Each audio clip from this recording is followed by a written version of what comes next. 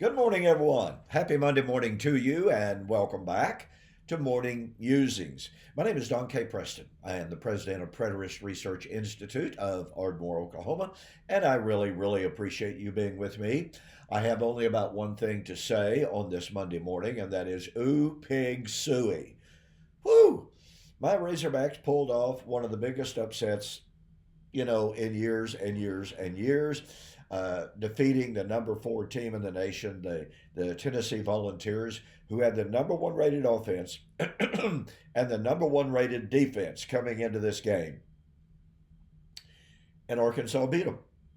Couldn't be prouder. Yeah, made for a really good weekend. If I've got any viewers from Tennessee, uh, take that. Boy, it was a good game. It was a really good game. No turnovers and a few penalties, not all that bad. But Arkansas won in spite of the fact that they lost their starting quarterback in the fourth quarter. They lost their starting running back and their starting kicker, and they still managed to win. I mean, it was really incredible. So I just got to brag a little bit on my hogs. Now you'll notice obviously a difference back behind me. I have been really working hard on number one, my preparation for the upcoming debate. My debate with Richard Carrier is this weekend, October the 12th, 2024. And so you want to be looking for that. I will be posting updated announcements and details and necessary information on my website a little bit later in the week as we get everything completely and totally finalized. A link that you can just go to my website. You can click on the link and it'll take you to the debate. All the times, et cetera, will be there. Okay, so you don't want to miss that debate. But anyway, as you can see, that I have a green screen here, and so I was trying to figure out a way to have a really nice professional looking background since I am going to be using, and I think that's who the sponsor is using, StreamYard. And so I put this green screen up. I ran into some other technical difficulties. And so I'm probably going to use my regular background, pardon me, in my regular office in there that I do for preterist apologetics and interviews and what have you, blog interviews and what have you. So anyway, I just didn't take the green screen down, so that's what that's all about. And in Final Cut Pro, I don't know how to use a green screen. If some of you out there are experts who can tell me how to use green screen in Final Cut Pro, I would really appreciate the information. So anyway, that is what it is. All right. We are continuing our study of the feast days of Israel. We are now focused on Succot, which is the final feast day in the 7-feast calendar of Israel. And yes, I know all about, I don't know all about, but I do know about Shemini Atzeroth. So don't worry about it. We'll get there. So we've been focused on the meaning of Succot. And this is really fascinating stuff. I've been sharing with you that in my book, and don't forget, we have a 2-book special for October 2024, U.S. orders only. That will save you over $20. Just go to my website, donkpreston.com, BibleProphecy.com, and right up at the very top, you will see there a beautiful banner created by my great webmaster, Alan Morton. Click on it and order the 2-book special, and you're going to save yourself $20. Anyway, in my table of contents, I give a list of the various meanings that Jewish writers have ascribed to Sukkot down through the centuries. When I was doing my research to write this book, and this book took a long time to write, I was stunned by how rich, how vast the literature is, and how exciting it is to study the feast days. So let me read to you again. Let me take the time to read just the meanings of Sukkot that I was able to share in this book. And I did not find this list in any of the books that I was researching. I would find this little tidbit of information here, this information here, this in a PDF over here. My good friend Robert Cruikshank, I call him my PDF guy. He did lots of looking and finding PDFs for me, which I tremendously appreciate. So again, I'm not aware of another book, probably one out there, right? But I'm not aware of it. That's just my ignorance. Of another book that catalogs all of the various meanings ascribed to Sukkot down through the centuries. Let me read them to you again. Sukkot signified restoration. When the children of Israel returned from Babylonian captivity, they observed Sukkot. Sukkot and covenant renewal. Sukkot and the salvation for the nations, and that's where we are right now. We'll finish up on that probably today, maybe tomorrow, just depends on how much of a roll I get on. Okay. Sukkot and the enthronement of the king. Sukkot and the dedication of the temple of God. Sukkot and the symbolic meaning of the four species of lulav and etrog. I'll explain that as we go along. The lulav symbolized the resurrection. Then we have Sukkot and the end time harvest, meaning resurrection, of course. Sukkot as the anticipation of final salvation, and that involves the new creation, the new heaven and the new earth. And Sukkot as a prayer for deliverance from judgment. Now, as you can tell, these are some pretty rich meanings that were associated with Sukkot down through the centuries. I've shared with you 3 videos now on the fact that Sukkot was viewed as and called the joy of the nations. I've shared with you the fact that during the Feast of Sukkot, they offered a grand total of 70 bulls. Now, they had more sacrifices than that. As many scholars pointed out, during Sukkot, more sacrifices were offered than for any other feast day. Period. No doubt about it.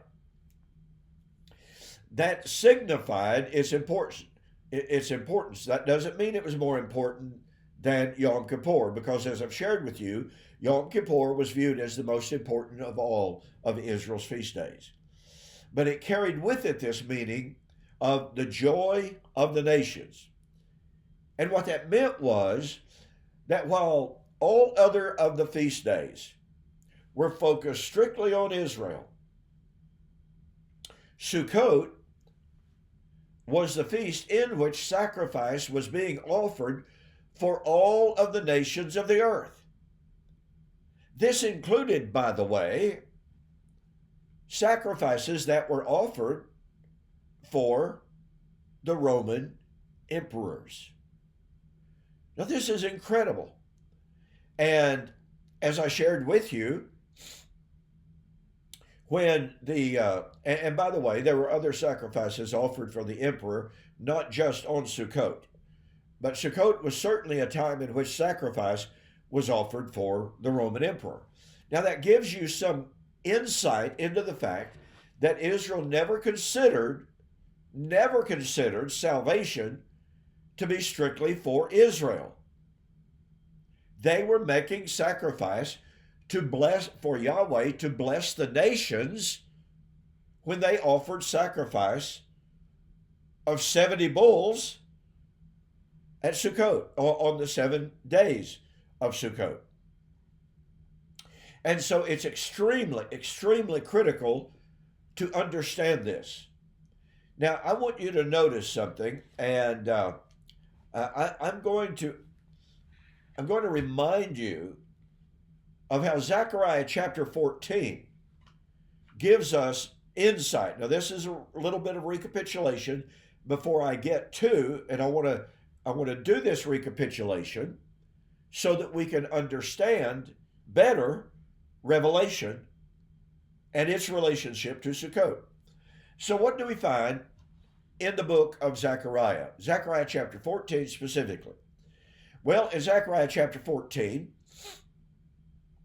we have the day of the Lord coming with all of his saints at a time of the siege of Jerusalem. Here's the day of the Lord being defined as the siege of Jerusalem. It's clearly not an end of time, end of human history, end of the Christian age event. This day of the Lord was against Jerusalem. Now, in that destruction, and let me remind you of this little fact, every celebration of Sukkot, on the very first day, they read what they call the Haftorah. The Haftorah was the reading of certain given Old Testament texts. And on the very first day of Sukkot, guess what they read? Well, they read Zechariah 38 and 39. And they read Zechariah chapter 14. Now, as I've shared with you in the earlier video, and I'm sorry if this sounds redundant, but again, I think it's necessary in order to shed light on the book of Revelation. But Zechariah 14, again, read on the very first day of Sukkot, it predicted the time of judgment on Jerusalem, followed by the New Jerusalem, followed by the river of life flowing out from the throne of God to heal the nations. And this is where we get into the joy of the nations. Zechariah chapter 14 tells us that it would come to pass after this day of the Lord, this day of the Lord that was known only to the Lord, by the way, which is a direct reflection on Matthew chapter 24, verse 36. But of that day and hour knows no man. This day of the Lord against Jerusalem, which commentators through the centuries have recognized was predictive of AD 70, it would be a day known only to the Lord. But then, once again, the river of life flows out from Jerusalem, flows out from this new Jerusalem. And all of the nations of the earth, after this day of the Lord, after the establishment of the New Jerusalem, after the establishment of the river of life flowing out to give life to the nations, it would be when all of the nations of the earth would come to Jerusalem and celebrate Sukkot.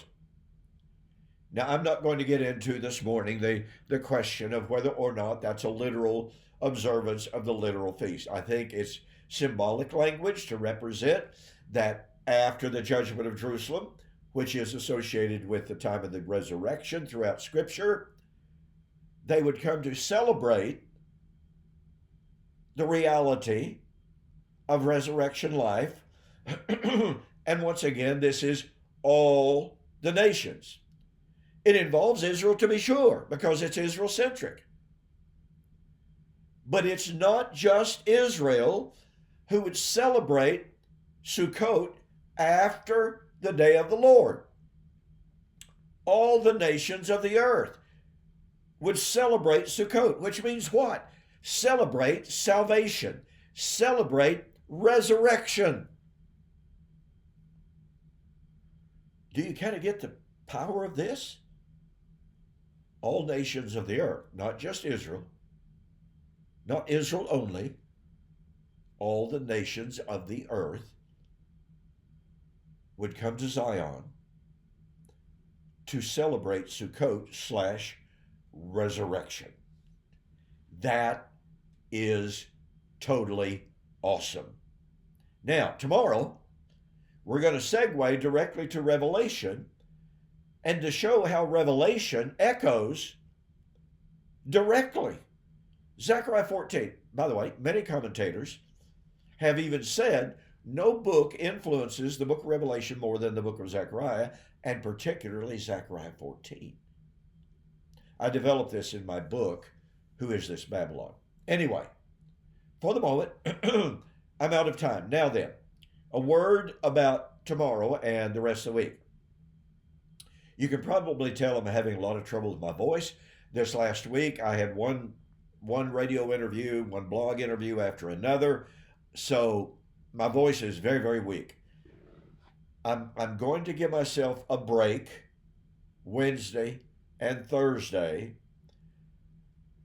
to let my voice catch up. I'll go ahead and do Friday's programming. So it will continue our review of Brian Hodges' book, The Problem with Preterism.